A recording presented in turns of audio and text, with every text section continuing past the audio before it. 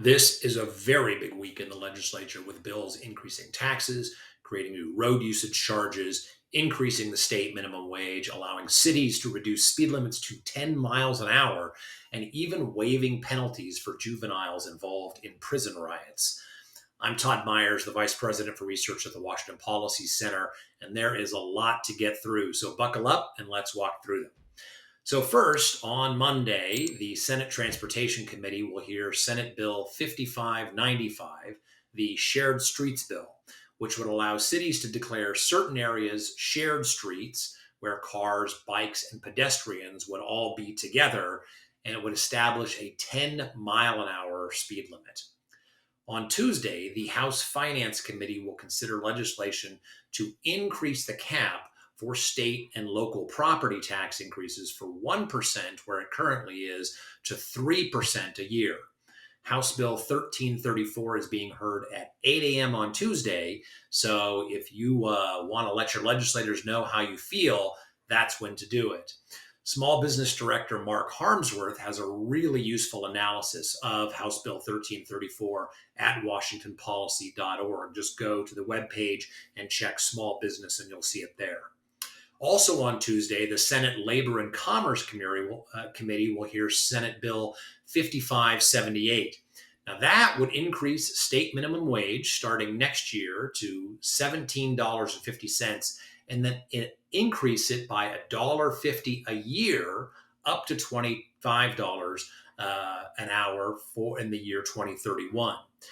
Mark also published a great article on this last fall, explaining why minimum wage increases hurt those with the fewest skills and fewest job opportunities, those who need jobs and yet are often locked out of them by minimum wages. The same bill, though, would also require businesses to give 3 weeks of paid leave a year, 5 days of paid bereavement leave a year, and it would take steps to turn Uber and Lyft essentially back into taxi cabs.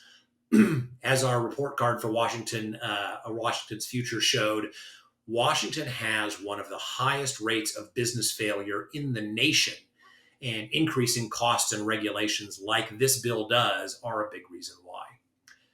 Wednesday, the House Committee on Early Learning and Human Services will hear a bill that would allow, and I quote, every person convicted of a prison riot offense who was incarcerated in a facility operated by the Department of Children, Youth, and Families to apply to have their sentence waived.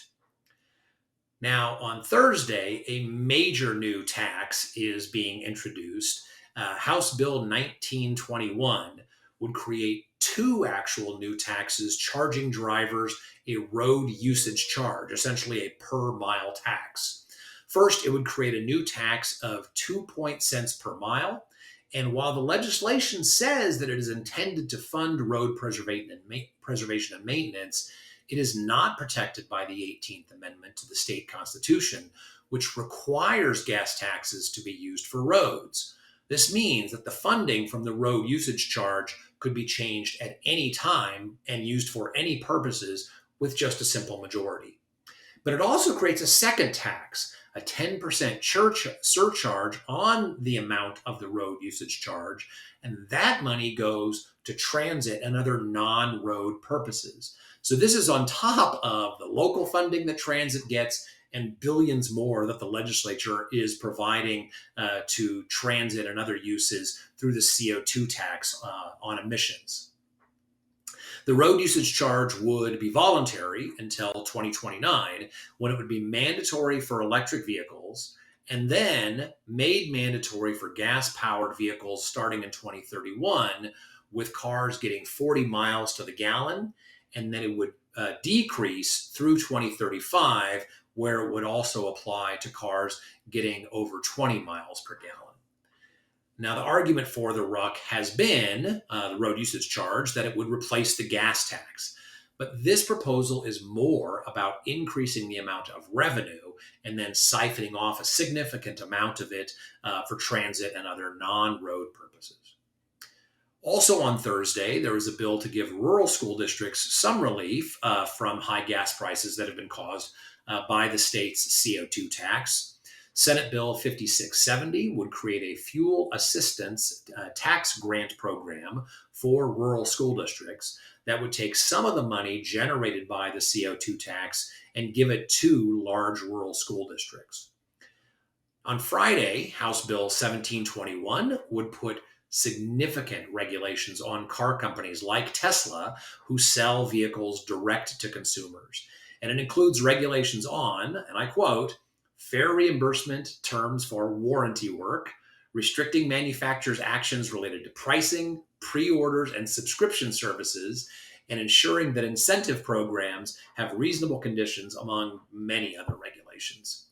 Rather than bring Washington into the internet age and the 21st century, this keeps in place regulations that are decades old that give special protection to car dealerships rather than giving consumers the option and choice about how they buy and service their cars. Now, there is an important bipartisan bill being heard also on Friday. Senate Bill 5434 would change Washington's emergency power laws like the kind that was used during COVID. Currently, the governor can declare an emergency of any duration whenever they like, and the legislature cannot overturn it. This bill would allow the legislature to cancel the state of emergency, or if the legislature is not in session, the majority and minority leaders of each of the House and Senate could decide to cancel the state of emergency. Now, Governor Ferguson specifically mentioned his desire to change the state's emergency power laws in his first State of the State address, so let's hope there's some good bipartisan support for the bill.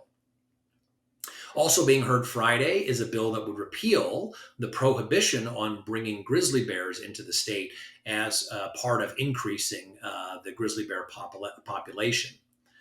Now, finally, if you've been looking for a new license plate, and with the license plate shortage, many in the state are, Tuesday's Senate Transportation Committee hearing is for you.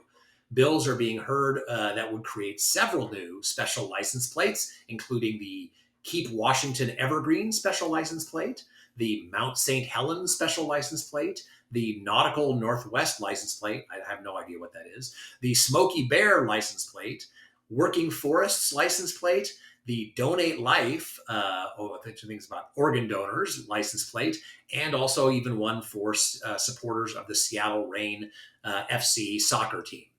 So, by the way, I'm proud to have the Future Farmers of America specialty license plate on my truck. So that's it for this week. There's a lot of other bills that we didn't cover, but there's a lot of big ones going on this week. But to keep in touch with everything that's happening, make sure to visit washingtonpolicy.org to keep up on these bills and lots of other things that are going on. Please share this video with others so that they also know what's going on. And remember to like this video on YouTube. And we will see you next week.